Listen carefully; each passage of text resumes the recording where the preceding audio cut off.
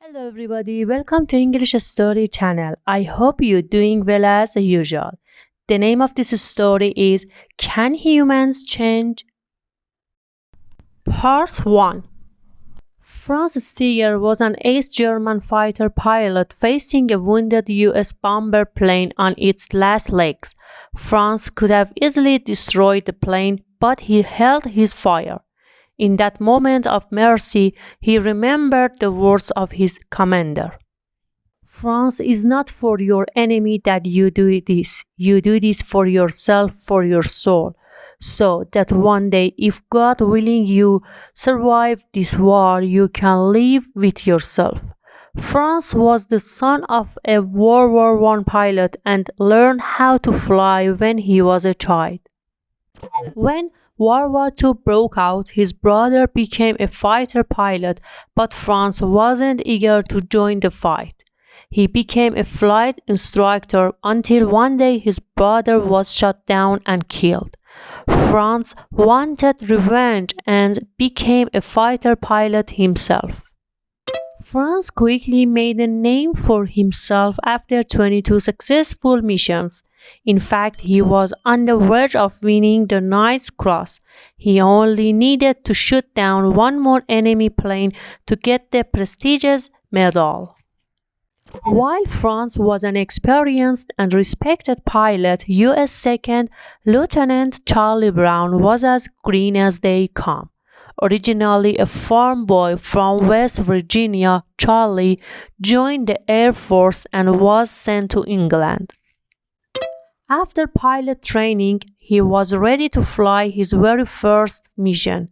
He would fly in a plane called a B-17 Flying Fortress. It was a heavily armed plane with space for 8,000 pounds of bombs and 11 machine guns. The B-17 carried 2 pilots, 5 gunners, a navigator, a radio operator, and a bombardier. Charlie was just 20 years old and he was in command. Charlie's mission was a bomb and airplane factory in Bremen, Germany. 250 anti-aircraft guns guarded Bremen. As they approached the town, Charlie's B-17 was hit. Charlie's plane successfully dropped its bombs, but the plane was in dire straits. They'd lost 2 engines and their power was reduced by 40%. They were sitting ducks. As 15 German fighter planes attacked them, they lost oxygen and Charlie blacked out. The plane began to dive. After falling 1,000 feet, Charlie awoke to see the ground rushing towards him. He pulled out of the dive and lost the German fighter planes, but they were far from in the clear. Franz was on the ground refueling his plane when he saw the B-17 dive. He quickly jumped into his plane and caught up with a crippled US plane. It was in a sorry state. Most of the guns were missing, the nose was blown off, and the radio room and the tail gunners department were destroyed. Franz saw bloody icicles hanging from the tail gun and a dead airman slumped over it. By this time, the plane was full of holes and Franz could see right through to the dead and wounded men inside. His duty as a soldier was to shoot the plane down, but he couldn't bring himself to do it.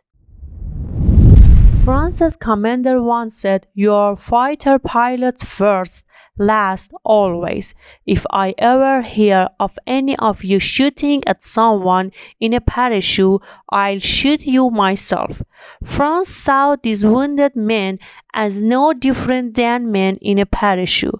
Franz flew up to Charlie's window and he saw a look of horror on his face. Charlie remembered the moment vividly. "I sort of closed my eyes and shook my head as you would with a nightmare. I opened them again, and he was still there.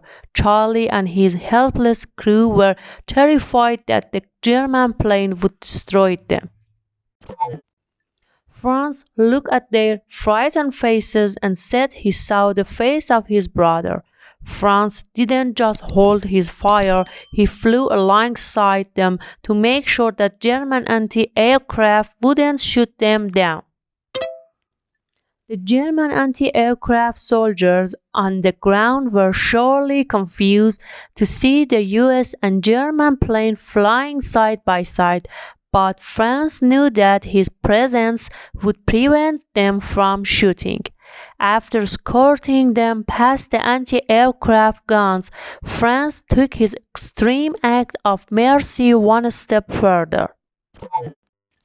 Franz repeatedly mouthed the word Sweden to Charlie to try to persuade him to go there. He didn't think that the damaged B-17 could make it back to Britain, and Sweden was just 30 minutes away.